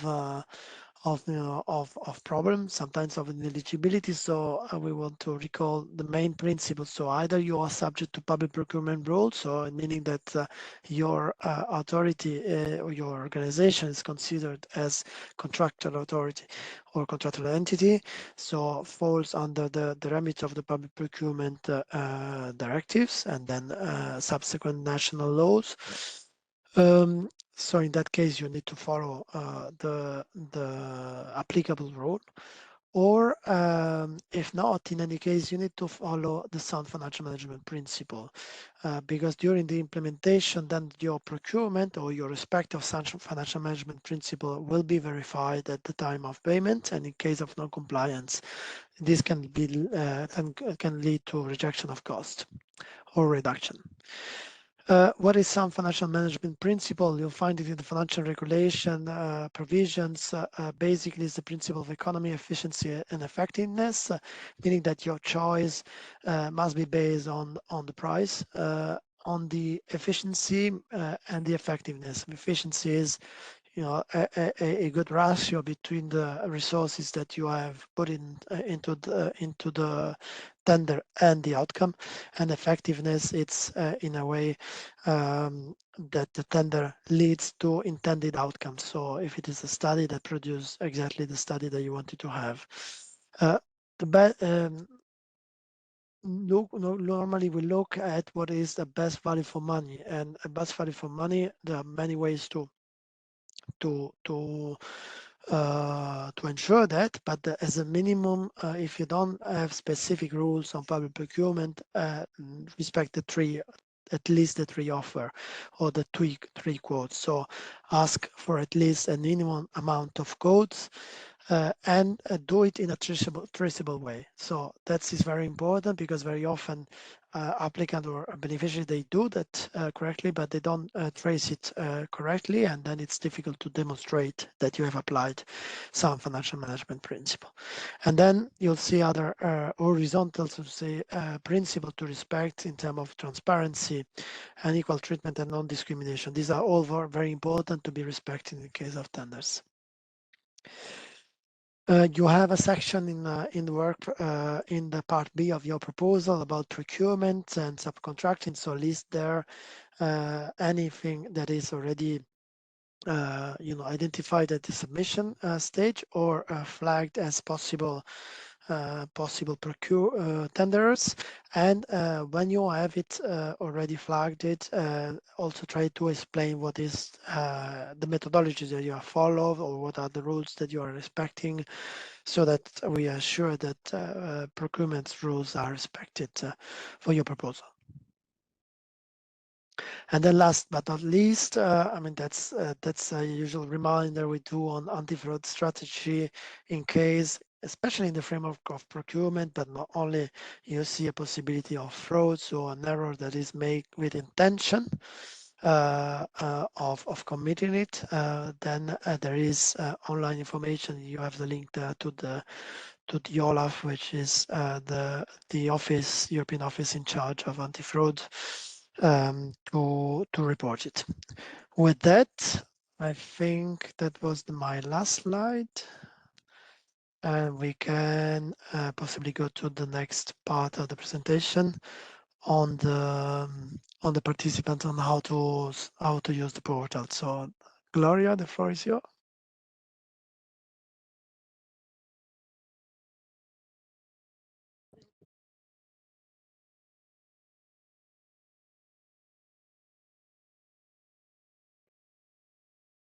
Thank you, Gianluca. Yeah, I will, hello everybody. I will go quickly. I will show you quickly how to submit your application in the funding and tender portal. Before you go to the portal for creating and then submitting your proposal, it is very important that you make sure that all the people in your organizations that will have to take part in the preparation of the application have a valid EU login. For this purpose, here you have the link where you can request a EU login. It's the formerly called ECAS. And then it's also very important, it's essential that each applicant organization involved in the application has a PIC. The PIC, it's a unique code, participant identification code, that each organization needs to be able to request funding in the participant portal. It doesn't. Sorry. Okay, thank you. So here you have the direct link to the call page. You can also find the call in the funding and tender opportunities portal, either by writing the name directly, or you can go under programs and EU programs. You can select CEF, and then you will have the list of calls open under CEF. The call is divided into two topics, so we have 2 pages, 1 page for each topic, as you can see in the coming slides. So this is the topic page for works. They are identical. Here you can find general information on the call, such as the available budget, the deadline. So once again, it's the 6th of February 2024. For the time being, the call is not open for applications yet. That's why it's written forthcoming, but you can nonetheless see the documents, or the call documents, under conditions and documents, and you can also see the application form and the sorry, there is a problem with the view, but anyway, you can see all the documents, all the templates for the application form. You will not be able to complete your application form because let's say the example that is online for the time being is only for viewing and not to be completed. There is a watermark, but you can look nonetheless at the other documents that form part of the application form, so the annexes that you will need to fill in and then submit together with your application form. You also have in here detailed information on the topic, be it works or studies. And then you have the start submission button that will allow you, as from the 19th of December, to download all the documents and to start your application. Next slide, please. So studies, it will be the same. Next one. Thank you. So here, that's what the submission service will look like, the first page. Then in the next slide, you will see, next, please. Okay, so how to create a proposal. First of all, you will have to enter the PIC, the unique code that I mentioned before. In case you do not remember your PIC, you can also do a search by the name of the organization. Once you have inserted either the PIC or the name of your organization and found your organization, then some of the information about your organization will be automatically filled in. You will then need to, as you can see in the next slide, you will need to select the role, your role in the proposal, main contact person, for instance, or another contact person, and you will have to do this for all the participants in the proposal, and you will have to fill in the acronym and the short summary of the proposal. Then you will see in the next slide that there are two parts to the application form. There is the part A, which is the administrative form, and it's to be filled in online, and then the part B with all the annexes that are the more, like, let's say, technical part, and they are to be downloaded from the system, from the submission system once it's open, filled in offline, and then uploaded either as a PDF or as another file format. You can see that for each annex there is the possibility to see, if you click on the little eye, to see which file format you can use, and also what is the maximum size of the file you can upload. Then in the next slide, you can see that what the part A includes. As I said before, some of the information will be filled automatically once you insert your PIC. Then you will have to insert the proposal acronym, the title, the duration of the project, and the abstract. You will have to tick a number of declarations, and then to fill in the information about all the participants in the proposals, as well as the budget. This is the summarized budget, and there will be also a more detailed budget. And then there are some other questions specific to the call for proposals. Once you are done, you have to save and validate the form. While you validate, you will be warned if there are any if there is any information missing or any mistakes. Once everything is correct, you can then submit. Obviously, if you have uploaded all the part B and all the annexes. Then in the next slide, you can see part B, which is the, let's say, the core of the proposal. It's the description of the action that will then be also used in your grant agreement if your proposal is selected. So it's here you have a number of questions on the technical content that will help us evaluate your proposals against the award criteria. As I said before, you will have to use the mandatory template that is available will be available in the submission service. You have to fill it in offline and then to upload it as a PDF. And you will have also to upload all the other annexes to the part B. Next slide, please. So in the topic pages, you also have some frequently asked questions. You have some 40 questions for the time being. Please have a look at them. If you still have questions, you can contact us via CINEA CEF Energy calls. This is for the content-related questions. If you have some IT or technical questions, there is also a compilation of frequently asked questions. Or if you still do not find an answer to your question, you can click on this support page and you will find all the details of the relevant services to be contacted. And we also, on the funding and tender portal, you can also find an online manual that details step by step how to submit a proposal. So that's all from my side. Thank you for the attention. Now we go to the last part on the grant agreement. Yes. Hi. Hello, everyone. My name is Giulia Fraschetti. I am a member of the legal team of the agency. And today I will try to describe to you the main provisions of our grant agreement in case your proposal will be selected for funding. So the grant agreement is a contract that, in case your proposal will be selected, you will be required to sign with the agency. The agreement describes your obligations, your rights, and also how much money you will get. When we talk about rights, it's about receiving EU funding under the conditions set under the grant agreement, owning the project result, and asking if for amendment in case it's needed. And for your obligations, there are many, so please try to read all of them and comply with them during the grant agreement implementation.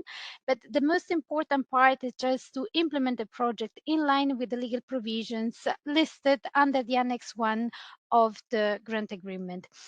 Concerning the financing, please note that we will never pay more of the amount set under the grant agreement, but it could happen that we will pay less in case at the end of the project, the cost incurred will be less than those planned at the beginning.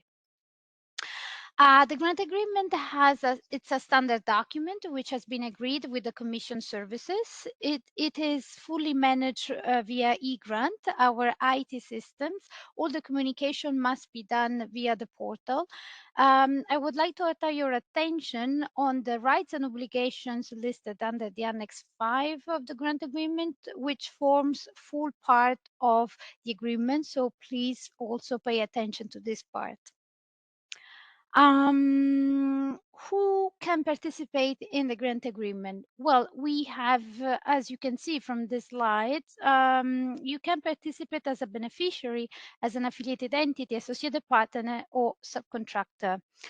The beneficiary is the one signing the agreement. In case there are multiple beneficiaries, it is highly recommended to set up a consortium, and in that case, there will be a coordinator who will be the one having all the contacts and the communications with the agencies, with the agency. The beneficiaries, which are not the coordinator, accede to the grants by signing the accession form, which is the Annex 3, directly via the portal. The affiliated entity is an entity having a legal and capital link with the beneficiary. So it's very important this link is proved. They must satisfy the eligibility criteria. It cannot fall under the exclusion criteria. And there are entities which are supposed, they are meant to implement project tasks in line with the description under Annex 1 of the grant agreement, and they declare costs under the same condition as the beneficiaries. Of course, they have to comply with all the obligations applicable to beneficiaries. Then we have associated partner and subcontractor. The associated partner also implement the tasks as indicated in the grant agreement, but they are a completely different entity from the affiliated entity because they may not charge cost to the action, and the cost for their tasks are not eligible. They have to comply with the obligation listed under the grant agreement, and they may be linked to the beneficiary. Subcontractor are a completely different entity. They are supposed to implement part of the tasks of the project, so they do participate in the project implementation, and the eligible costs which are charged to the project are the price charged by the beneficiary to the beneficiary. So usually this price may contain a profit margin for the subcontractor, but not for the beneficiary. The cost will be included in the estimated budget under Annex 2.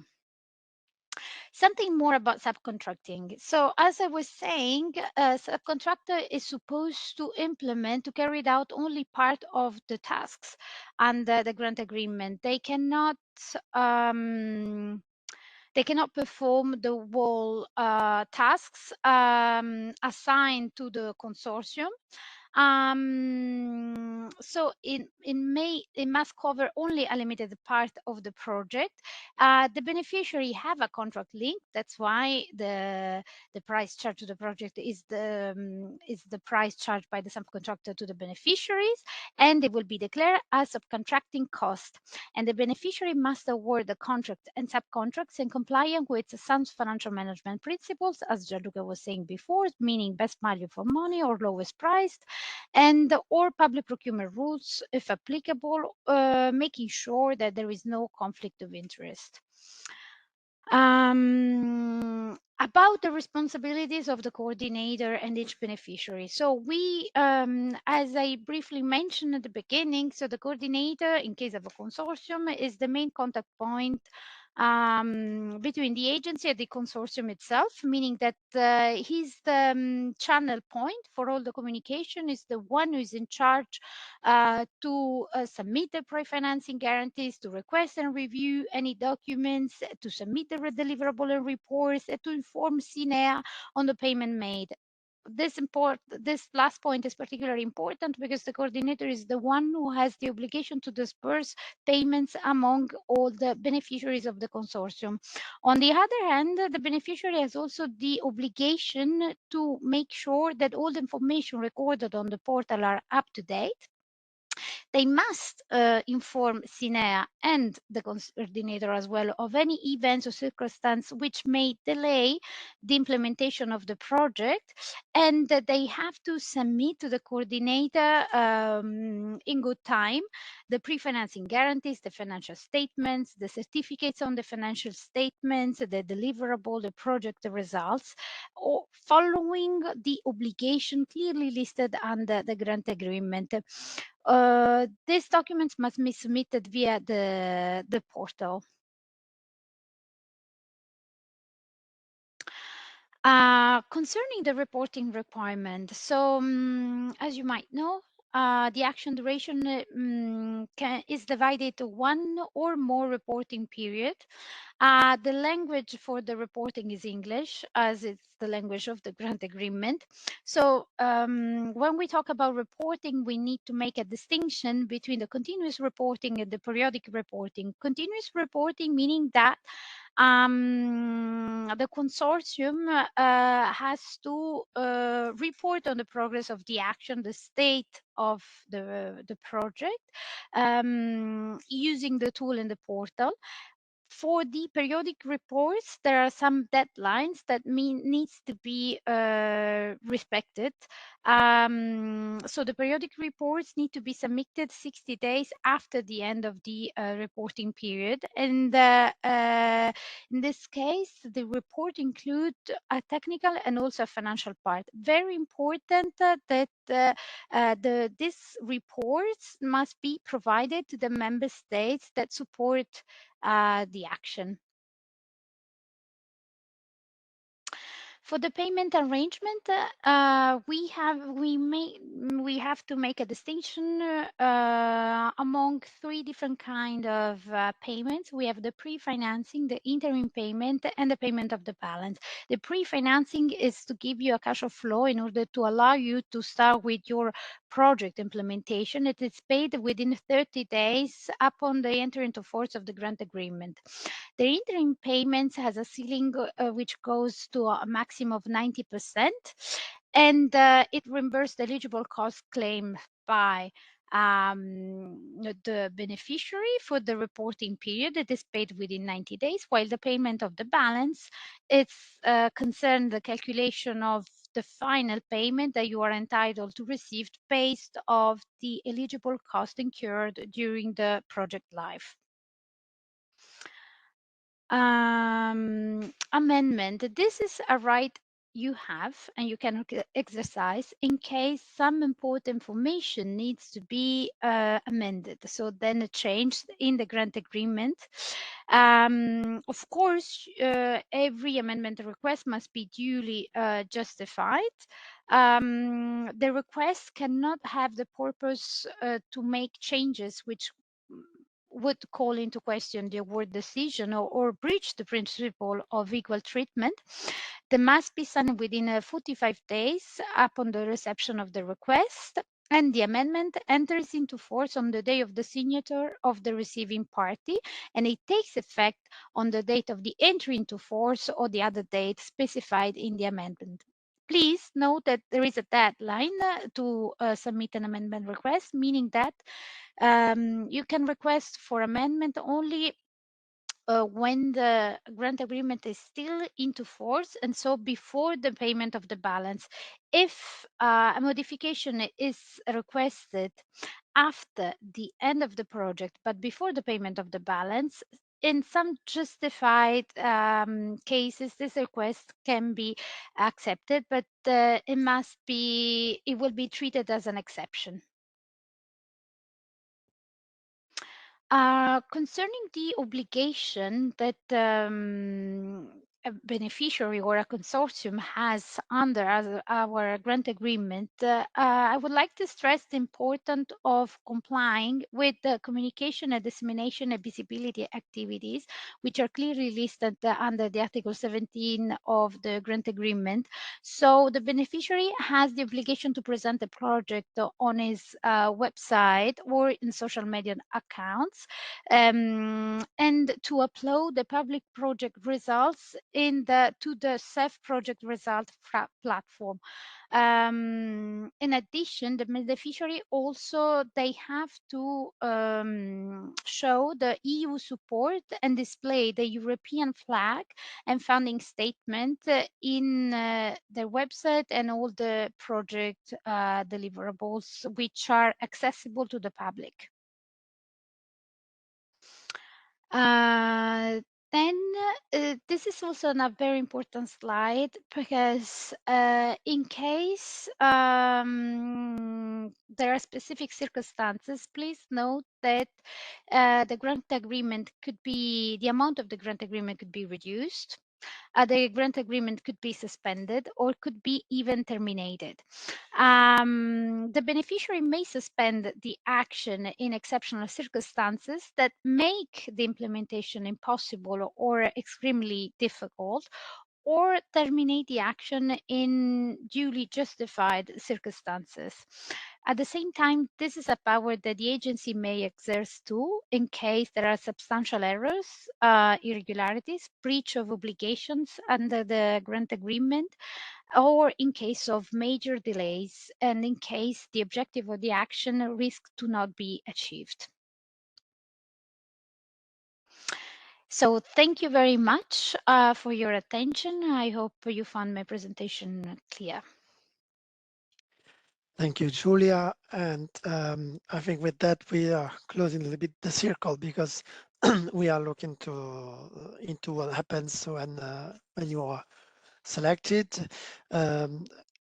We understand that this is, can be a bit far away also in terms of your immediate thinking on the development of the proposal, but it's good to see indeed the full picture. And again, as a reminder, in the portal you'll see all these documents, including the model grant agreement for downloads. So you can go through the document and read and eventually discuss internally in your organization if there's anything unclear. Of course, you can get back to us whenever you don't find the answer in the call text or in the FAQ, in the list of frequently asked questions, which are already published in the portal. With this said, we usually also organize a Q&A session later on during the call opening. We haven't set yet the date, but it's normally some weeks before the submission, and it proved to be useful for applicants, so we'll most probably reorganize it, and also based on the type of question we may receive during the call. We stay available also this after this seminar for question in case you don't find the answer in the FAQ or in the available documents. And in case there are any questions which are not answered, we will populate progressively the FAQ with the question coming from any of the applicants. Again, to recall the main elements, we have published the call text a few weeks ago, and all the documents, but the call will officially open for submission only in December. The tentative date, or most certain date, is the 19th of December, meaning that starting from that, you will see the portal will change into open call, and you can actually formally start writing your application in the portal and eventually submit it within at the latest on the 6th of February. I think you will receive also a survey, or maybe we'll see if we do it. But in case, we'll send it to you via email about the seminar. And yeah, we have a few minutes more for questions. I see there is one. Let me see.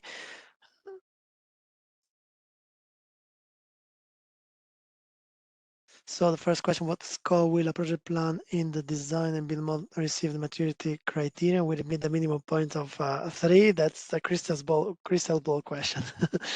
I mean, it's not that mathematical. Of course, it depends on many elements of the application. So overall, the evaluator will look at whether it makes sense, the whole setup. So in the case of the design and build we discussed before, if that's coherent and if there are no clearly, when we talk about maturity, if there are no clearly elements that are jeopardizing the timely implementation of your project as foreseen in the plan that you will submit. So the project is considered as mature. That is, if we are talking about works, if you can start quickly the building, the construction of your work. So meaning in a reasonable range of time, being between 12 to maximum 18 months. But that's a rule of thumb. It's not set on stone. But in general, whatever the design you will set up for your project, the evaluator will look at whether the project is feasible to start according to the timeline you propose. So this would meet the minimum point of 3. Do you expect the same level of reporting from associated partner than from partner receiving funding? Associated partners are partners that are implementing activities, but they are not receiving, they are not eligible for cost. So it's not the same level in the sense that they will not report or claim cost. Their activity will be included in technical reporting, so to explain what they have done and carried out and accomplished. But there is the whole part on the eligibility, of course, which doesn't apply to them because the associated partner will not request for reimbursements or for cost. So this whole aspect will not be part of the reporting.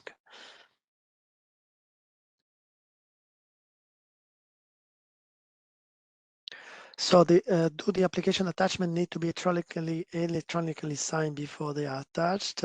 There is one, which is the signature of the letter of support. This, yes, needs to be signed. Otherwise, all the rest, so the application form, the budget, all the other annexes, they have to be uploaded. And then when you click by submit, it's automatically electronically signed by you via the portal. So you don't have to sign electronically every single PDF or Excel. But the letter of support, of course, yes, because this is also coming from third parties.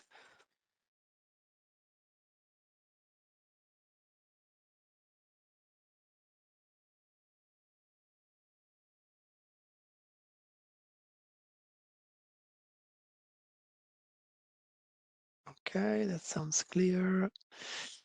Stacy, in the comment, I'm just looking if there are more questions.